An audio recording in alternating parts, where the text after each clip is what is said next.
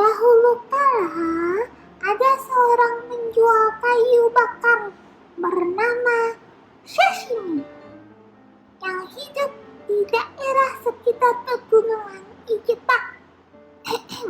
Sashimi tinggal bersama istrinya yang bernama Sushi. Mereka berdua hidup serba kekurangan dan jauh dari keramaian, sehingga tidak ada seorang pun yang tahu tentang kehidupannya. Bahkan ia hanya dikenal sebagai si miskin. Suatu ketika, seperti biasa, Sashimi menuntun 2 ekor kudanya yang masing-masing membawa kayu bakar di punggungnya. Hari ini, ia berjalan menuju kota untuk menjual kayu bakar kepada seorang dokter. Setibanya di rumah sang dokter, ia meletakkan semua kayu bakar di halaman samping rumah. Lalu, ia bergegas menemui sang dokter untuk meminta uang penjualan kayu bakar tersebut. Saat itu, dokter sedang makan siang bersama keluarganya. Mereka tampak bahagia menikmati hidangan yang sangat lezat. Sashimi sangat senang melihat kebahagiaan sang dokter dan keluarganya. Maka ia pun berangan-angan untuk menjadi dokter agar bisa hidup bahagia. Lalu ia pun memberanikan diri untuk bertanya, "Dokter, apakah mungkin aku bisa menjadi dokter seperti Anda?" Sambil tersenyum, dokter itu menjawab, "Oh, tentu aja bisa. Tapi kamu harus belajar dan perlu waktu lama untuk menjadi seorang dokter. Tapi kalau mau, kamu bisa sukses dalam waktu singkat. Kamu bisa menjadi seorang detektif." Sashimi tampak menggaruk-garuk kepalanya sambil berkata, "Detektif? Masa iya sih aku bisa jadi detektif?" Beneran. Begini caranya. Pertama, kamu harus membeli buku yang berjudul Cara Cepat Menjadi Seorang Detektif. Ada gambar ayam pada sampul depannya. Yang kedua, kamu harus membeli pakaian yang bagus dan barang-barang yang biasa dipakai oleh seorang detektif. Yang terakhir dan yang paling penting, buatlah papan nama yang bertuliskan detektif yang tahu segala-galanya. Lalu pasang di pintu depan rumahmu. Nah, gampang kan?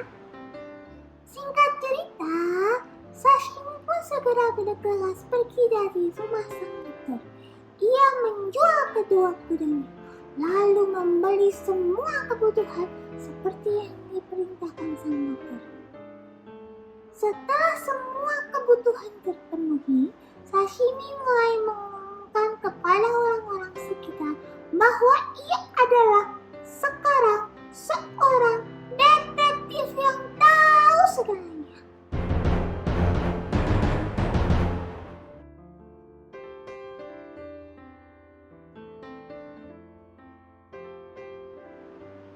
Pada saat bersamaan, di kota telah terjadi pencurian di rumah seorang bangsawan yang kaya raya.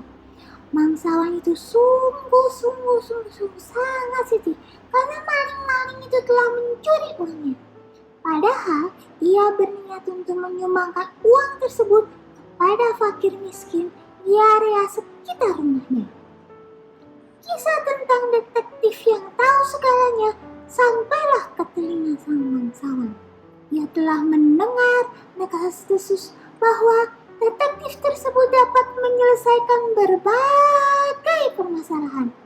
Maka ia pun tertarik untuk bertemu dengannya dan berharap sang detektif mampu mengungkap siapa pencuri uangnya yang hilang. Si bangsawan pun bergegas pergi naik kereta kuda untuk mencari dan menemui menemui detektif yang tahu segalanya. Sampailah sang bangsawan di rumah mungil dan sangat sederhana. Di pintu depan tertulis, detektif yang tahu segalanya. Maka sang bangsawan pun segera masuk menemui Sashimi, sang detektif, lalu bertanya, apakah Anda bisa mengungkap siapa yang mencuri uangku? Oh, tentu saja, itu kan keahlianku, jawab detektif yang tahu segalanya dengan sangat meyakinkan. Sang bangsawan pun merasa senang. Wah, kebetulan sekali.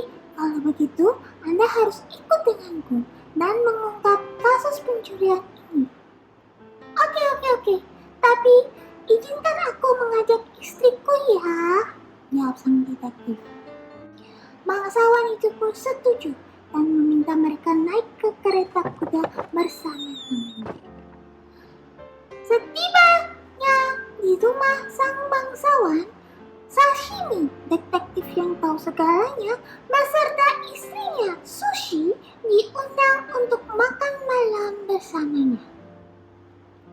Ternyata semua pengawal dan pelayan yang bekerja di rumah sang bangsawan itu juga telah mendengar kabar tentang kehadiran detektif yang tahu segalanya untuk menyelidiki kasus pencurian yang terjadi di rumah itu.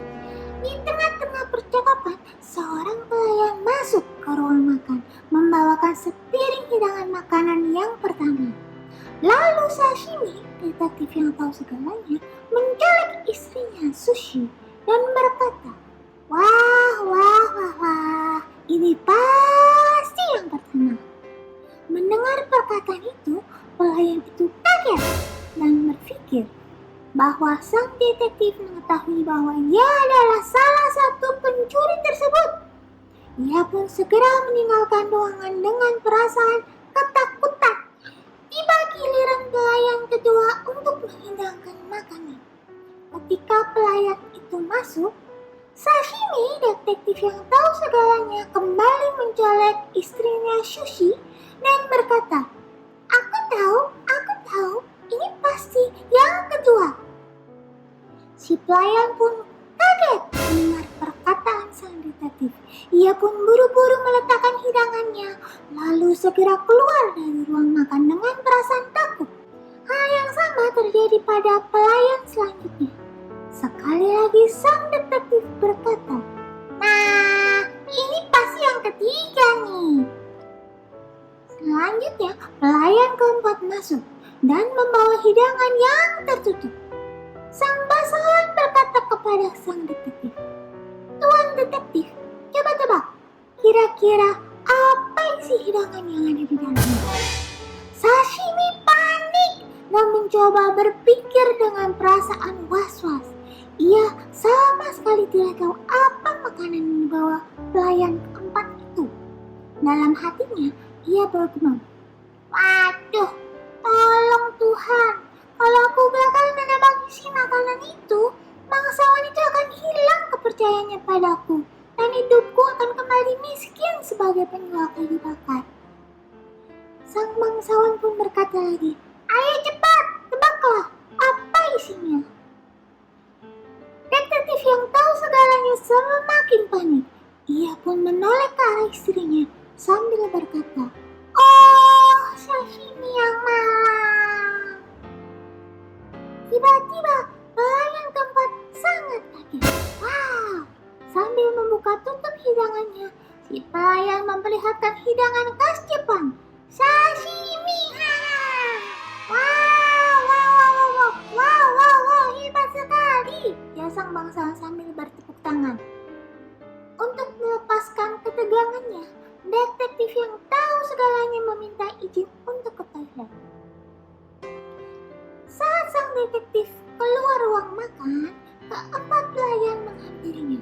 Dengan perasaan takut, mereka mengakui perbuatan yang telah mencuri uang dari sang bangsawan. Sashimi pun kaget dan berkata, Aduh, kalian tuh emang keterlaluan. Kenapa sih kalian mencuri uang itu? Para pelayan bercerita bahwa mereka mencuri uang itu karena ingin membantu orang-orang miskin di sekitar rumahnya. Oh, jadi itu alasannya kalian mencuri. Oke, kalau gitu beritahu aku di mana uang yang kalian curi tersebut. Nanti aku akan membantu kalian agar terhindar dari hukuman. Oke? Lalu mereka memberitahukan di mana uang curiannya disembunyikan kepada sang detektif. Ia pun merasa senang lalu ia kembali ke dalam ruang makan. Tuanku, sekarang aku akan tunjukkan kepada Anda sebuah buku sebagai petunjuk di mana uang curian itu disembunyikan. Biar sashimi. Sebelumnya, aku minta kepada tuanku agar tidak menghukum siapapun pencurinya. Sebaliknya, tuanku harus memberikan perhatian dan membina mereka agar menjadi orang yang baik. Baiklah, aku setuju.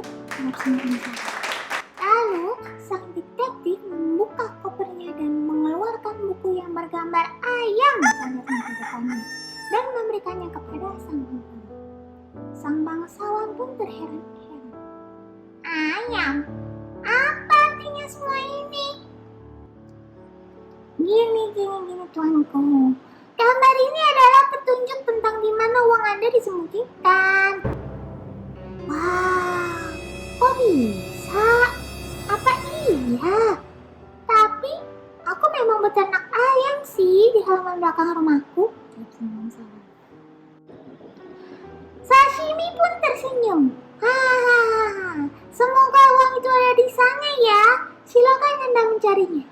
Saat itu juga, sang bangsawan menyuruh para pengawalnya untuk mencari keberadaan uangnya di kandang-kandang ayam yang terletak di halaman belakang rumahnya. Dan ternyata, perkataan sang detektif terbukti benar. Mereka menemukan uang itu di bawah kandang ayam.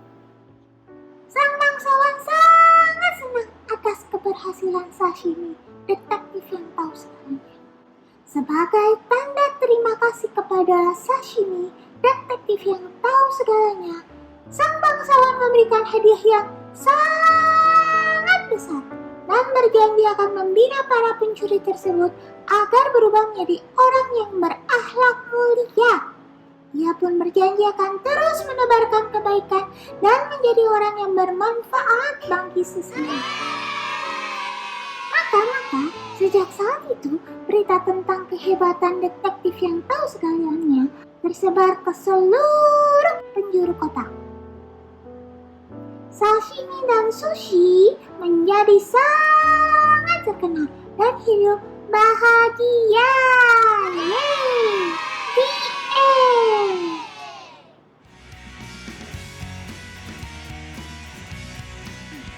So guys, moral story dan pelajaran dari dongeng tadi adalah sebaik-baiknya manusia adalah yang paling bermanfaat bagi orang lain. Jadi, jangan lupa ya untuk terus berbuat baik dan menyebarkan kebaikan pada semua